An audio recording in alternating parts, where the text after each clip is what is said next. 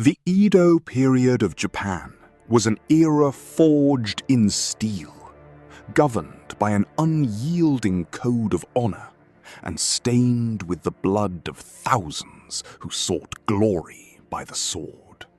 To many, the samurai was a symbol of discipline and loyalty.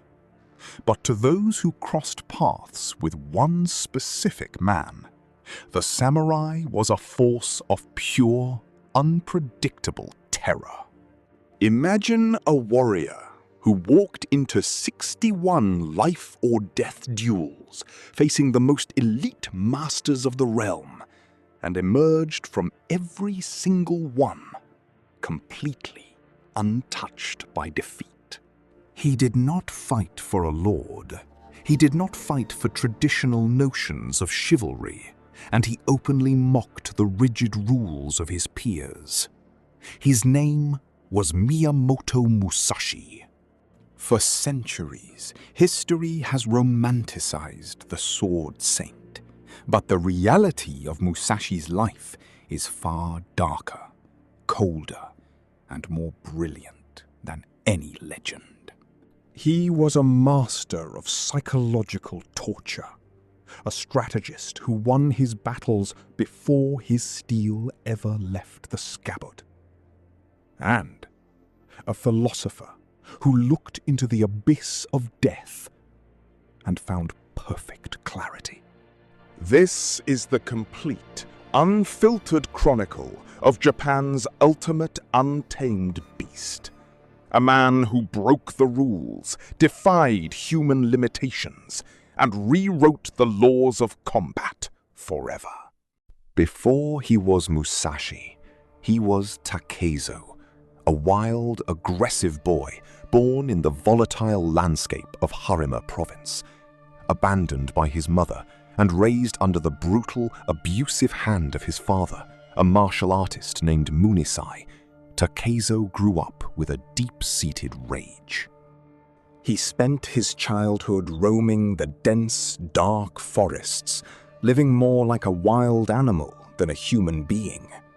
He was unkempt, violent, and possessed an unnatural physical strength. In the year 1596, when Takezo was only 13 years old, a proud and heavily armored samurai named Arima Kihei arrived in the village. Kihei posted a public challenge on a wooden placard, daring anyone to face him in combat to test his skills. While adult men looked away in fear, the teenage Takezo wrote his own name on the board.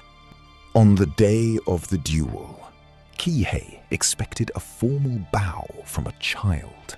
Instead, Takezo charged at him with a heavy wooden staff, screaming with demonic intensity. Kihei drew his katana, but the boy's raw, chaotic ferocity caught him completely off guard. Takezo tackled the grown warrior to the dirt, wrestled the blade from his grip, and repeatedly struck Kihei in the head with his wooden club, until the samurai lay lifeless in the dust. The village watched in absolute horror. At 13, Takezo had taken his first life, proving that he didn't need a steel sword to be deadly. The boy who tasted blood could not stay in a peaceful village. By the time he turned 16, Takezo left his home behind to become a wandering mercenary, eventually joining the ranks of the Western Army in one of the most defining conflicts in Japanese history, the Battle of Sekigahara. This wasn't a calculated one-on-one duel. This was a massive, chaotic meat grinder involving over 160,000 men fighting in the freezing rain and thick mud. Takezo found himself in the middle of a slaughterhouse. Cannons roared, cavalry cut through lines of infantry, and the air was thick with the scent of gunpowder and burning flesh. He fought like a man possessed, cutting down enemy soldiers just to survive the day. But the Western army was utterly crushed. As the lines collapsed, Takezo had to navigate a brutal, desperate retreat through the mountains of Ibuki, hunted by enemy scouts and peasant bandits who killed wounded soldiers for their armor. For weeks, he survived on raw roots and rainwater, dodging execution squads. This experience changed him forever. He realized that grand armies, political loyalty, and battlefield glory were illusions. True survival belonged only to the individual, and the only truth that mattered was staying alive at any cost. After surviving the war, Takezo reinvented himself, shedding his old identity and taking the name Miyamoto Musashi. He arrived in Kyoto, the cultural heart of Japan, with a single goal: to challenge the prestigious Yoshioka school, the most famous and respected sword academy in the region. The Yoshioka masters taught the sons of nobles and shogunal officials.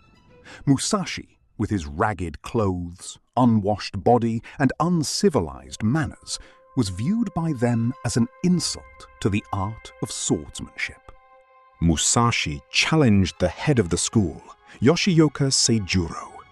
The duel was set at the misty moor of Rendaiji. Seijuro arrived precisely on time, surrounded by his students, immaculate and arrogant. But Musashi was nowhere to be found. Minutes turned into hours. The sun rose higher, and Seijuro's composure began to crumble into pure rage, believing Musashi was a coward who had fled. Just as the tension reached its absolute boiling point, Musashi strolled out of the tree line, looking completely bored. Before Seijuro could even process his anger, Musashi lunged forward with a heavy wooden bokken. In a single, bone-shattering strike, Musashi broke Seijuro's arm and incapacitated him. The proud master was humbled in seconds, not just by physical skill, but because Musashi had completely dismantled his mental focus before the fight even began. Humiliated by Seijuro's defeat, the Yoshioka clan demanded revenge. Seijuro's brother, Denshichiro, challenged Musashi to a second duel. Once again, Musashi utilized his psychological weapon. He arrived hours late. An enraged Denshichiro rushed Musashi the moment he appeared, swinging wildly. Musashi effortlessly disarmed him and struck him dead with a single blow. The prestigious Yoshioka school was now leaderless and desperate. To salvage their honor, they resorted to an act of ultimate dishonor. They appointed Seijuro's 12-year-old son, Matashichiro, as the nominal leader and challenged Musashi to a third duel at the Ichijoji pine tree. But this time, it was a trap.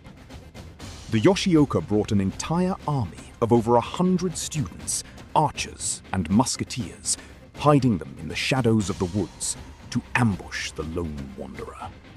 Musashi, however, anticipated their deceit. Breaking his own pattern, he did not arrive late. Instead, he arrived hours early, hiding in the tall grass, quietly watching the ambush party set up. In the dead of night, as the Yoshioka forces stood waiting, Musashi erupted from the shadows like a demon. Before anyone could react, he sprinted straight to the front line and cut down the young boy Matashitaro, instantly breaking the clan's lineage. Chaos erupted. Surrounded by dozens of furious swordsmen, Musashi did something revolutionary. He drew both his long katana and his short wakizashi, inventing his legendary two-sword style on the fly.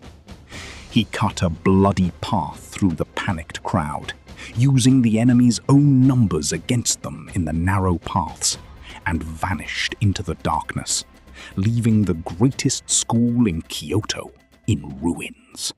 Following the annihilation of the Yoshioka school, Musashi became a wanted man and a living legend. He entered a period of his life known as the Musha Shugyo, the warrior's pilgrimage. He traveled across Japan, seeking out the most unconventional and dangerous martial artists to test the limits of his strategy. He didn't just fight standard swordsmen, he went after weapons designed specifically to counter the katana. His journey took him to the Hozoin Temple, famous for its warrior monks who used the kamayari, a deadly spear with a crescent-shaped horizontal blade designed to trap and strip an opponent's sword. The monks were legendary for their range and speed. Yet, Musashi defeated their grandmaster twice, using nothing but short wooden practice swords, proving that distance meant nothing to a mind that could read human intent. Later, he faced Shishido Baiken, a deadly master of the kusarigama, a weapon consisting of a sharp sickle attached to a heavy iron weight by a long steel chain. Baiken could spin the chain at blinding speeds, entangling an enemy's sword before cutting their throat. Musashi faced him calmly. As Baiken swung the chain, Musashi stepped directly into the danger zone, drawing his short wakizashi with lightning speed, stabbing Baiken before the heavy iron weight could complete its arc. Musashi proved that no matter how complex or exotic the weapon, the underlying principles of combat remained identical. By 1612, Musashi's undefeated streak had caught the attention of the powerful Hosokawa clan. But there was another master in their court who was considered completely unmatched: Sasaki Kojiro. Known as the demon of the western provinces, Kojiro was a handsome, elegant, and flawless martial artist. He wielded an exceptionally long, straight-edged katana known as the Mono-Hoshizao, or the laundry drying pole. His signature technique, the swallow cut, was said to be so fast that it could strike down a bird mid-flight.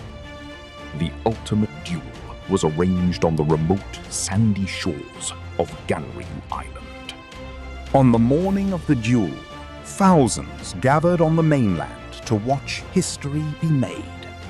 Kojiro arrived early, standing on the beach in immaculate armor, his long blade gleaming in the morning sun. Hours passed. The tide began to turn. Musashi was still asleep at his inn, slowly eating breakfast. When he finally woke up, he casually walked to the docks and boarded a small wooden rowboat. During the quiet journey across the water, Musashi did not sharpen his steel. Instead, he took a broken spare oar from the floor of the boat and used a small knife to roughly carve it into a massive, heavy wooden club, slightly longer than Kojiro's legendary sword. When the boat scraped against the sand of Ganryu Island, Kojiro was trembling with pure, unadulterated fury. He stepped into the surf, drew his long katana, and threw the scabbard into the waves. Musashi looked at him, smiled coldly, and delivered one of the most psychological blows in history, saying, "Kojiro, if you have no further use for your scabbard, you are already dead." Consumed by rage, Kojiro lunged forward, executing his flawless swallow cut. The blade sliced clean through Musashi's headband. But at that exact microsecond, Musashi leapt into the air, bringing the massive heavy wooden oar down with the force of a falling meteor. The heavy wood shattered Kojiro's skull instantly. The undisputed master of the long sword collapsed into the wet sand, dead. Musashi bowed to the witnesses, stepped back into his rowboat, and rowed away into the horizon. The death of Sasaki Kojiro marked a massive shift in Musashi's soul. He reached the absolute peak of martial arts, and he realized he no longer needed to take human lives to prove his philosophy. He put down his steel blades for good, dedicating the remainder of his long life to the arts, painting beautiful ink scrolls, practicing calligraphy, and designing Zen gardens. He realized that the way of the warrior was not about violence, but about achieving total mastery over oneself. In his final days, feeling his body failing him, Musashi crawled into the quiet, dark cave of Reigando. Sitting alone in the damp silence, facing his own mortality, he penned his immortal masterpiece, the Book of Five Rings, alongside his final spiritual testament, the Dokkodo, the way of walking alone. His final words to the world were simple, profound, and haunting.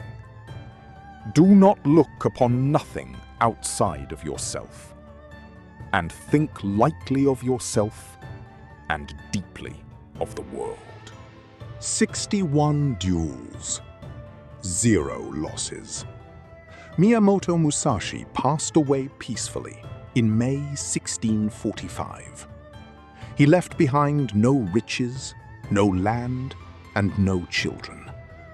But he left behind a blueprint for absolute human focus that has survived for nearly 4 centuries.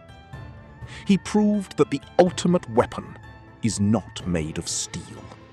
It is the unyielding, unbreakable human mind.